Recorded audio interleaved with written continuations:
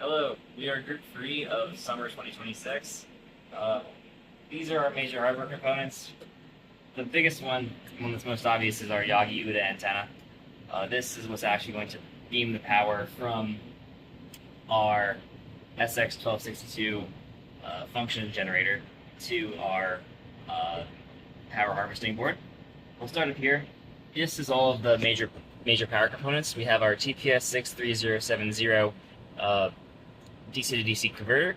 Will be powered by our 9-volt in total alkaline battery. That will be coming from our little battery pack here. We're going to use some single pole double throw switches so that we can alternate between either USB power or our battery power. Over here we have the major hardware components for our energy harvesting board. At the very top we've got our STM32 WB05KZ. It's an ultra-low power microcontroller, and it will be the heart and soul of the sensor aspect of the board. Over here we have the AEM3330. This is what will actually be collecting all of the power from our Yagi-Uda antenna, and it will be storing it in our very large polypropylene film capacitor.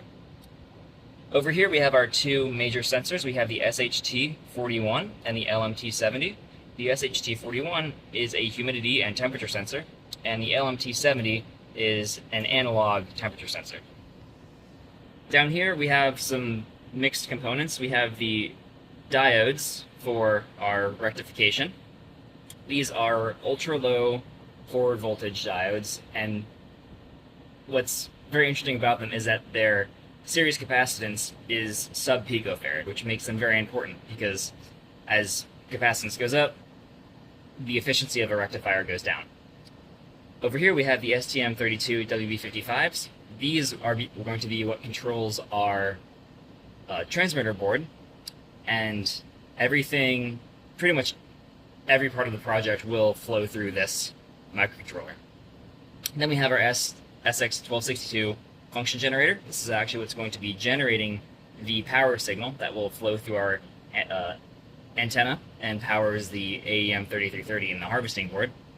Next we have our OLED. This is what we are going to use to display all of our sensor readings, battery levels, Bluetooth power, all of it.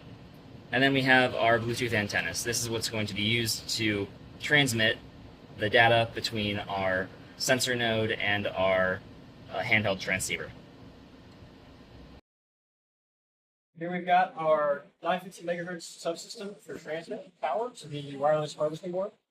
As you can see here, we didn't show this earlier, but this is our STM32 WB55 development board. We got this hooked up to the breadboard here with a few LEDs to show what transmitting mode we're in. The red LED on right now indicates that the SX1262 is in transmitting mode. The SX1262 module is a LoRa module with a couple of modems inside. The one that we're using is specifically, as I just mentioned, the LoRa module, and that is hooked up to our Yagi-Uda antenna. Over here on my laptop, I've got Cubic SDR, which is a free open source software for use with software-defined radios. And I've got a really long USB extension cable here, which comes out to the SDR module that I've got taped to the table. This is a simple 915 megahertz dipole that is connected to here just so we can see what's coming off of our LoRa module. And here's the results of our subsystem being tested. I've got the frequency band set to 915 megahertz with a relatively large bandwidth. The program with QID, I've got it set to a 50% duty cycle. I pause it here just so we can look at it closer. And as you can see, this doesn't show exact power levels, it's just a relative scale of dB, with 0 dB being the maximum ADC output of the SDR. And we're reaching just about the maximum power. As you can see, this top number, it's hard to see, it's 2.3 dB, and this caps out about -1 dB, so it's relatively high power, especially compared to the noise floor, which is great for us because we're trying to transmit as much power to the harvesting board as possible. So for this project, we will be utilizing a special type of VLE communication project. This device here represents the development board for the environmental sensing module we will have for our project. Connected to it is an example of our display and its ability to update its screen and create new values. Here, on my phone, we have specific Eddystone telemetry data on a Bluetooth frequency coming from this development board. It can tell us specific data values such as battery voltage, temperature, advertising PDU count. For the purposes of our project, the temperature field will remain the same, while the advertising PDU event or any of these other three modules can be hijacked and replaced with our humidity reading. Here is the code we utilize for our Eddystone telemetry Bluetooth beacon type communication. These are the fields and types of data that will be placed